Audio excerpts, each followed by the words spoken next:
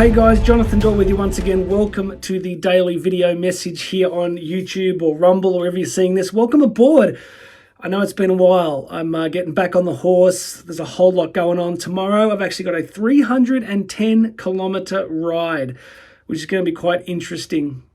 It's going to be a big day in the saddle, friends, so I'll let you know how that goes. I'll try and do some video on the road.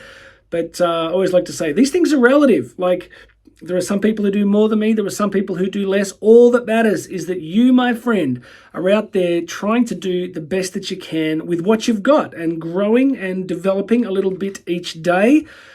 I think the thing that matters is that you try and create environments that stretch you and test you a little bit, because I just finished a book called The Comfort Crisis. I should talk about that in the next few weeks. Really had a big impact on me, how we need to deliberately choose to do difficult things. So tomorrow I got to get up at 3 a.m., got to drive an hour and a half to the start line, starting at 5 a.m. I'm looking at about 12 to 15 hours on the bike. It's going to be interesting. Now today, I'm going to share with you a quote from a lady called Betty Eadie. It's a really cool quote. I got a lot out of it. Let me share it with you now. If we understood the power of our thoughts, we would guard them more closely. If we understood the awesome power of our words, we would prefer silence to almost anything negative. In our thoughts and words, we create our own weaknesses and our own strengths. Our limitations and joys begin in our hearts. We can always replace negative with positive. All right, this goes to the heart of one of the great big questions in the whole personal development space. It's kind of like, what is reality, right? Is it purely objective? Reality is imposed on us from the outside, and how we think about it, how we speak about it doesn't really matter. Well, we begin by realizing that most of the great philosophers in history have been wrestling with this same question. It's like, what is the nature of reality? Is there anything we can do to change our experience?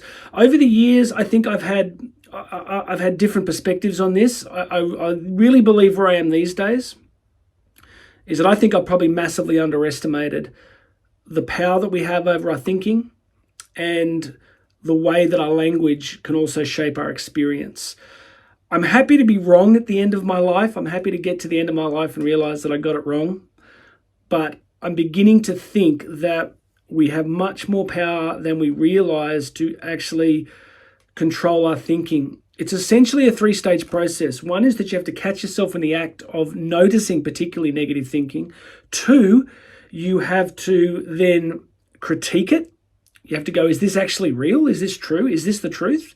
Is this what's actually happening in my life? And third, you need to replace it with something else, something that's going to move you forward. So be aware, critique it, and change it. They're the three steps to how we manage thinking. And I'll be really honest with you, in real time, this is hard to do. It's, sort of the basis of cognitive behavioral therapy, right? You got to get really good at going, that's not true. What is the truth? And then reprogram yourself over time. I wish life was easier. I wish it just, for some of us, this is much more natural. If you had a relatively stable, easy childhood, if you've got a certain disposition, these things can be quite easy. But I think for many of us, it can be quite challenging. So, friends, that's the first part. The second part, of course, is how we talk about what's happening to us, right? How we express it. And where I've got trapped over the years is the sense of, well, you've got to talk about what's real, right? You've got to speak about reality itself, not how you might like things to magically be. Again, I think I might have been wrong. I think that as that old saying, our words shape our world. Our words shape our world. I do think that the way we speak can have a profound impact on our experience of life itself. So I am on this journey with you, but today's message is simply be very aware of your thinking. I have to do this. Be aware of your speaking, okay? These things matter. They're much more powerful than you think. So start to get better at how you shape language. Is something the worst thing that's ever happened to you, or is something a significant challenge, right? It's like tomorrow's ride, 310 kilometers, which I think is about 200 and something miles. It's like, is this like the hardest ride I'm ever going to do? Or is this an awesome opportunity to test myself? Well, it's both, right? But the language that I use will have a real impact in my experience. All right, that's it for me today. A whole bunch of links under here to the podcast version. I go deeper into this in the podcast.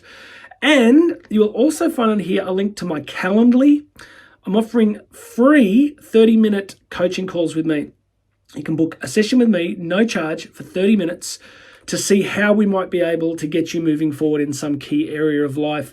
I don't do this often. I'm going to open up the calendar. So if you're seeing this and you want to get some coaching with me, free, no obligation, and then we can move forward from there. If you like the session, if you really get pumped and think we can move forward, then we'll take it from there. But go and grab that free session for free on the Calendly link. Make sure you've subscribed to this channel. My name's Jonathan Doyle. You and I are going to talk again tomorrow.